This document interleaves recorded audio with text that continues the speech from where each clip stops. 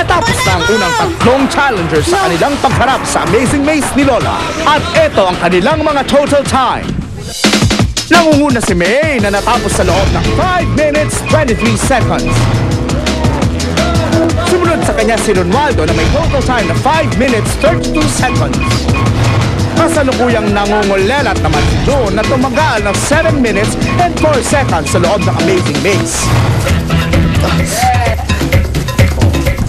Pinakahuling sasabak sa pagsubok si Josan. Maungusan kaya niya ang tatlo sa pagsubok na ito?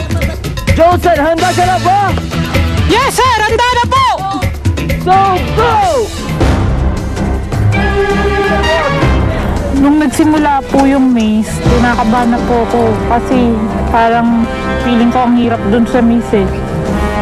Feeling ko ang hirap-hirap dun sa maze kasi parang madilim pa tapos may mga huling ka pa, may mga hanapin ka pa kaya kinakabahan na po talaga ako.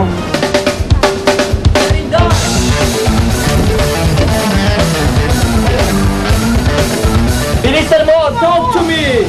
Nandito! Ingat sa taong grasa! Oops! Sorry, dead end yan! Mukhang naunahan na ng magnanakaw si Josan.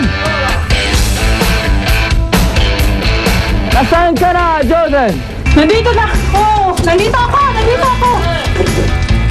Ano na nakuha mo? Madami!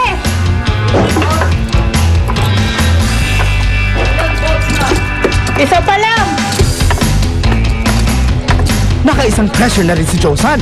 Isa na lang ang kailangan niyang hanapin basta't mahuli rin niya ang magnanakaw.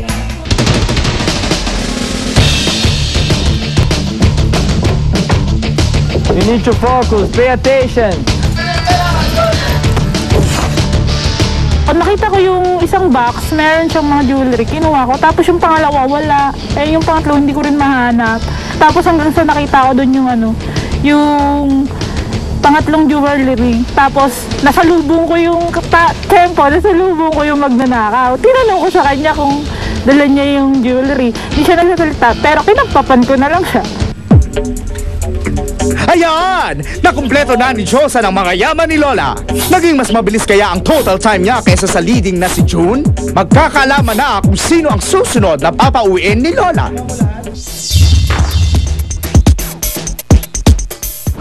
Dito sa naging pagsubok natin, nakilala natin ang ating mga sarili. Kung tayo ay talagang nakaka-focus at kahit na may mga distraction, nakafocus ka pa rin. Dito natin nalaman yun. Tatawagin ko ngayon isa-isa sa inyo. At malalaman natin kung ano ang obserbasyon galing kay Bogart. Pinakahuli mang sumabak sa Amazing Maze si Josan, siya naman ang nagtala ng pinakamabilis na oras, 4 minutes and 1 second.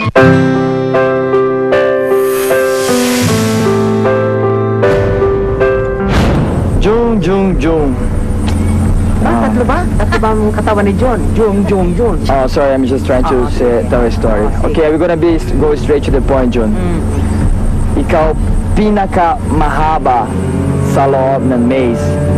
I know you did your best. I know you found the treasure. Pero super mabagal. You will be the one eliminated for this challenge today. I'm so sorry, pasensya po. I hope you understand.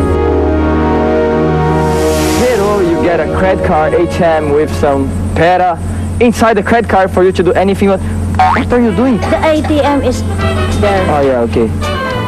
Dandan, painay-inay. Baka malaswayo ko ng malaswa. Hindi lang. Eh wala naman kasalanan ko ba? Wala akong bulsa yung kanyang board shorts. Ay, sabi ko na nga ba, meron kayo sasagot dun eh. O, sige na. Ayan. Ah! Oh! Nano ito? Mag-ingat ka. Thank you, Jun. Dahil siya ang pinakamabagal lumabas ng Amazing Maze, si June ang napilitang magpaalam na sa laro.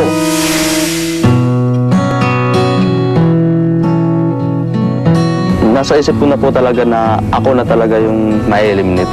Nalungkot na po ako, no? Lalo nang natapos na silang lahat, nakita ko po na ako talaga yung pinakamatagal.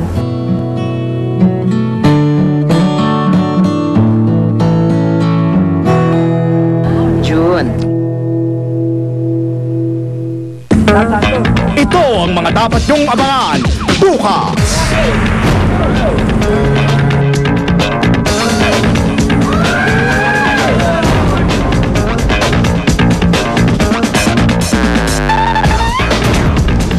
Yeah! Come on, use your arms! Alright, so let's fight! Come on! Napabilib ka sa mga diskarteng panalo para sa yaman ni Lola. Hatid ng New Best of